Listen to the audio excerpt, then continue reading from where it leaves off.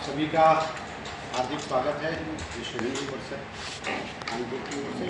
मैं परिचय करा देता हूँ जिनकी आज पत्रकार वार्ता में आप सब डॉक्टर सुरेंद्र जैन जी, केंद्रीय संयुक्त महामंत्री हैं विश्व हिंदू परिषद के। उनके ठीक दाहिनी ओर आदरणीय राजीव महाशय अपने बीच में हैं। श्रीमान सोमेंद्र जी प्रांत के प्रचार प्रमुख हैं। मैं राजू गोरवाल प्रांत का मंत्री हूँ। मैं भाई साहब से निवेदन करूँगा।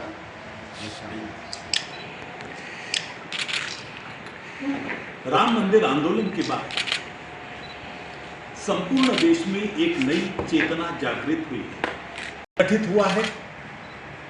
राष्ट्र में स्वाभिमान जागा है। हम राम के हैं, राम हमारे हैं। देश के सभी क्षेत्रों में, सभी भाषाओं को बोलने वालों में और सभी पंथों को मानने वाले में हो गया है। पूरा देश संगठित हुआ है। ठीक। राम मंदिर आंदोलन के बाद संपूर्ण देश में एक चेतना जागृत हुई है। पूरा देश एक नए स्वाभिमान के साथ खड़ा हुआ है। देश में एकता का भाव भी बढ़ा है। उत्तर से दक्षिण, पूर्व से पश्चिम, किसी भी भाषा को बोलने वाले हों, किसी भी प्रांत में रहने वाले हों, किसी भी पंथ को मानने वाले हों, आज पूरा देश एक होकर खड़ा है। हम राम के हैं, राम हमारे हैं। यह भाव पूरे देश के अंदर आज विद्यमान हो गया है। हम कह सकते हैं ये हिंदुत्व का पुनरुत्थान वास्तव में राष्ट्रीयता का पुनरुत्थान है। और इसलिए जीवन के प्रत्येक क्षेत्र में आज भारत के विकास की संभावनाएं बढ़ गई हैं। चाहे अंतरिक्ष का क्षेत्र हो, चाहे सुरक्षा का मामला हो, सिंदूर के अंदर भी हमने देखा, या अन्य इस प्रकार के विषय हो, आज भारत निरंतर प्रगति की ओर बढ़ रहा है।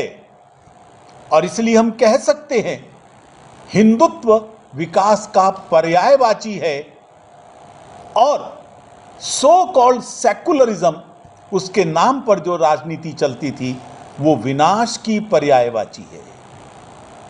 भारत के विकास की संभावनाएं बहुत अधिक बढ़ गई हैं और हमको विश्वास है कि भारत विश्व की एक महाशक्ति बहुत शीघ्र बनने वाला है। प्रत्येक भारतीय को अपनी कर्मठ भूमिका निभानी है। विश्व हिंदू परिषद अब इस तैयारी में लग गया है, राम मंदिर से राष्ट्र मंदिर की ओर। यह एक अभियान अब विश्व हिंदू परिषद ने प्रारंभ कर दिया है। धर्मांतरण के विरोध में एक कठोर कानून बनाया, हमने उसका स्वागत किया था। लेकिन उस कानून के बनने के बावजूद धर्मांतरण का कुचक्र रुका नहीं। चाहे मुल्ला मौलवियों के द्वारा हो, चाहे ईसाई मिशनरियों के द्वारा हो, भोले भाले हिंदू को छल कपट से या बलपूर्वक धर्मांतरण करने से ये लोग बाज नहीं आ रहे हैं। इसके अलावा इस्लाम का एक और चरित्र देखने में आ रहा है। मस्जिदों और मदरसों में बच्चों के साथ व्याभिचार की घटनाएं सामने आ रही हैं। लव जिहाद भी बहुत तेजी से आगे बढ़ रहा है।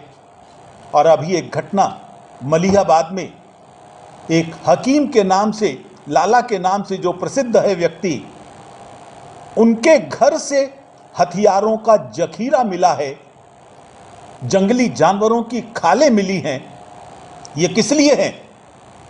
निश्चित तौर पर संपूर्ण प्रदेश के अंदर ये अफरा तफरी फैलाना चाहते हैं, असंतोष व्याप्त करना चाहते हैं। मैं इन सब जिहादी तत्वों को चेतावनी देना चाहता हूं।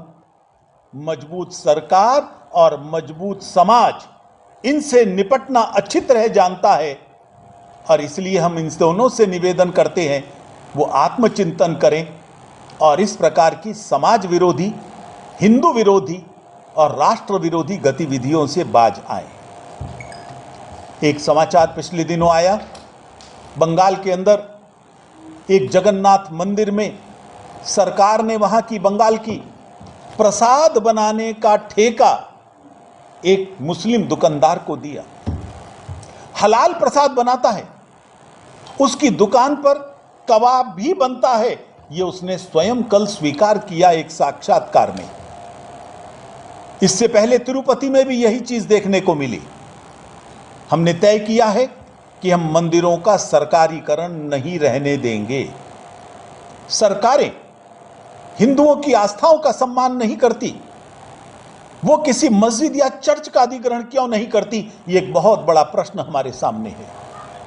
मंदिरों की संपत्ति पर कब्जा करना, उनका लूट मचाना, ये स्वीकार्य नहीं है। Hindu money for Hindu cause, Hindu का पैसा हिंदू के विकास के लिए प्रयोग में आए, इसके लिए संतों ने, हम सब ने चिंतन किया है। विजयवाड़ा से हमने अभियान शुरू कर दिया है और संपूर्ण राष्ट्रव्यापी अभियान अब हम ये प्रारंभ करने वाले हैं। कांवड़ यात्रा बहुत नजदीक आ रही है। केवल 14 दिन के अंदर हरिद्वार से पिछले वर्ष 4.5 करोड़ कांवड़िए कांवड़ लेकर अपने अपने क्षेत्रों के लिए निकले थे। काशी से 1.5 करोड़ यात्री निकले थे, जो विभिन्न भाषा भाषी थे, दक्षिण भारतीय भी थे, तमिल लोग भी थे, कि हम वहां से जल ले जाकर बाबा भोले का रामेश्वरम पर चढ़ाएंगे, कहीं और चढ़ाएंगे। एक बड़ी आस्था का भाव वहां देखने को मिलता है।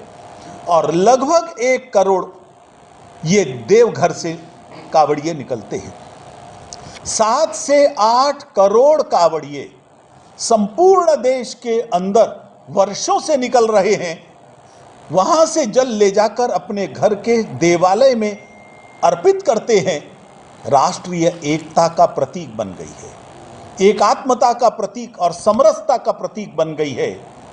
और ये एकमात्र यात्रा है जो बम भोले के साथ साथ भारत माता की जय का नारा भी लगाते हैं, हाथ में तिरंगा लेकर निकलते हैं, राष्ट्रीय एकता को मजबूत करते हैं।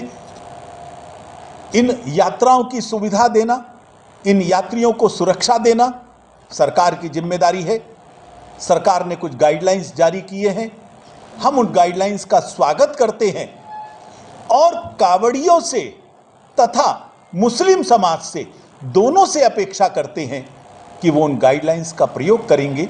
कांवड़िए तो निश्चित रूप से करेंगे ही। एक लंबा इतिहास रहा है कांवड़ यात्रा पर हमले करने का, थूक जिहाद करने का, दूषित सामान बेचने का। योगी सरकार के आने के बाद इस पर कुछ रोक लगी है। मैं मुस्लिम समाज से अपील करना चाहता हूं, वो आत्ममंथन करें, बजाय थूक जिहाद या मूत्र जिहाद करने के उनको कांवड़ियों का स्वागत करना चाहिए। ऐसे तत्वों पर लगाम लगनी चाहिए।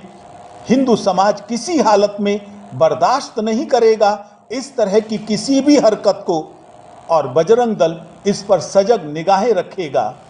हम उम्मीद करते हैं मुस्लिम पक्ष के नेता भी सहृदयता से काम लेंगे और किसी तरह का विवाद खड़े नहीं होने देंगे।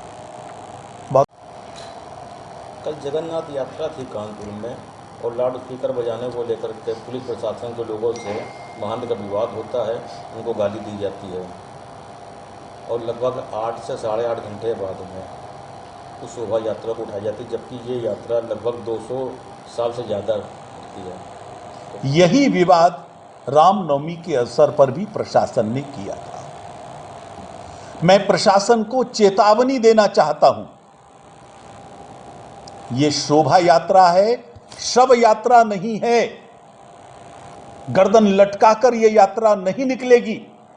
अगर इसमें डीजे नहीं बजेंगे तो किसमें बजेंगे? यह वाक्य मेरा नहीं है, उनको ध्यान रखना चाहिए। यही वाक्य आदरणीय मुख्यमंत्री उन्होंने प्रयोग किए थे। उनके लिए गाइडलाइंस बहुत स्पष्ट हैं। यदि वो अब भी नहीं संभले तो हमें इनके विरोध में कार्यवाही करनी पड़ेगी। और माननीय मुख्यमंत्री जी से हम अपील करते हैं कि इन प्रशासन के लोगों पर लगाम लगाएं और इनको हिंदू भावनाओं का सम्मान करना सीखना चाहिए। मस्जिदों पर से भोंगे उतारना इनके बस का नहीं है। कानपुर के अंदर आज भी मस्जिदों के ऊपर सब प्रकार की सीमाएं तोड़कर लाउडस्पीकर बजते हैं, जबकि वो संवैधानिक नहीं है। प्रदेश के डायरेक्टिव्स भी स्पष्ट हैं उस बारे में। हिंदू यात्राओं के ऊपर वो प्रतिबंध लगाएंगे, ये स्वीकार्य नहीं है। लव जिहाद के मामले लगातार बढ़ रहे हैं और आप लोग समय समय पर इसमें आवाज़ उठाते हैं, फिर भी क्या लगता है, ऐसा क्या है कि ये मामले कम क्यों नहीं हो पा रहे हैं? ये दुर्भाग्य है। सेकुलरिज्म की आड़ में, गंगा जमुनी तहजीब की आड़ में कुछ वर्ग ऐसा है जो इन लव जिहादियों के षड्यंत्रों को सामने नहीं आने देता। रोज मीडिया में आता है कितनी लड़कियां टुकड़े होकर सूटकेस में भर्ती कर दी गई, कितनी लड़कियों को जो राखी बांधती थी उनको ऊपर छत से नीचे फेंक कर मार दिया गया। मेरी अपील है भारत की हिंदू कन्याओं से, ये मत सोचे कि मेरा अब्दुल अलग है, ये सब एक जैसे हैं। ये दोस्ती के नहीं, ये दूरी के पात्र हैं। इनको मत घुसने दीजिए, मत अपना भविष्य खराब करिए। इनके लिए लव जिहाद प्रेम नहीं है, वो केवल जिहाद है। क्योंकि ऐसे कितने ही मामले आए हैं जिसमें उन्होंने कहा है कि एक हिंदू लड़की को फंसाने के लिए हमको मौलवी ने 10 लाख या 5 लाख रुपए दिए थे। अरे काम तो कबाड़ी का है। कहां से महंगी मोटरसाइकिल आ गई, कहां से महंगे ब्रेसलेट आ गए, कहां से महंगे गिफ्ट आ गए, कोई तो फीड करता होगा। पिछले दिनों लव जिहाद के एक मामले को पीएफआई ने फंडिंग की थी, जब उस पर प्रतिबंध नहीं लगा था। यह बात ऑन रिकॉर्ड है। सुप्रीम कोर्ट में एक बड़े वकील को 1.5 करोड़ फीस दी थी केवल एक केस के लिए। तो इसलिए मैं समझता हूं भारत के हमारे हिंदू भाई बहनों को भी समझना चाहिए, परिवारों के मुखियाओं को भी, जिस लड़की को आप इतने प्रेम से पालते हैं उसको दोजख की आग में मत झोंकिए, लव जिहादियों का शिकार मत बनने दीजिए।